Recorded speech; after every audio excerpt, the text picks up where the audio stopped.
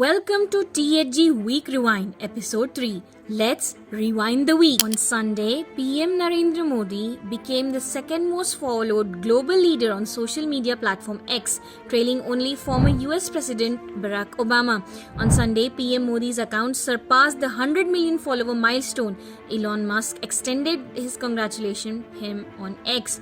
As soon as this news started doing the rounds, netizens started sharing a 2018 Twitter survey report which said 60% of Modi's followers are fake. In sports news, Carlos Alcaraz won the coveted Wimbledon trophy, defeating Novak Djokovic in straight sets. On Monday, India released $2.5 million to UNRWA for Palestinian refugees days after reaffirming support for a two-state solution in Palestine. Gaza reports 38,664 casualties in the Israel-Palestine war. On Tuesday, in a shocking incident, a mosque in Gajapur village in Maharashtra's Kolhapur was vandalized by a mob led by former MP Sambhaji Raje.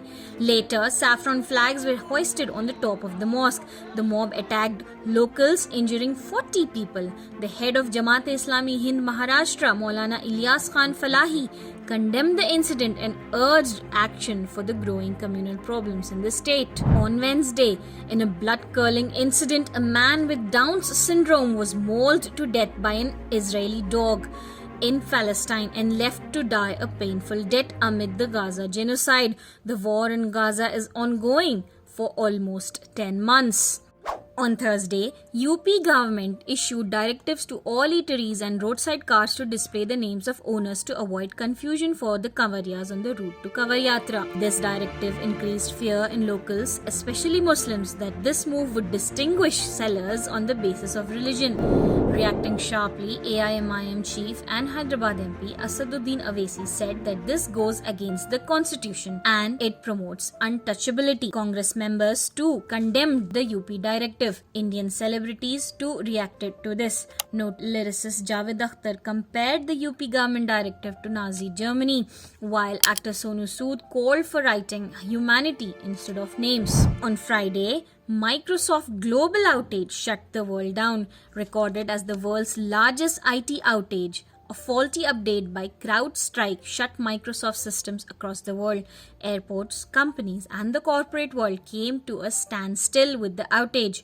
Netizens shared handwritten boarding passes from the airports amid the outage. On Saturday, the International Court of Justice declared that Israel's continued presence in the occupied Palestinian territory is unlawful and should end rapidly.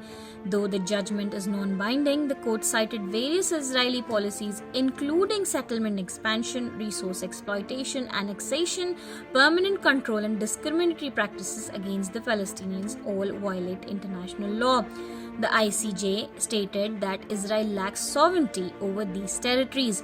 It violates laws against the territorial acquisition by force and obstructs Palestinian self-determination. That's it for today. Follow THG for more.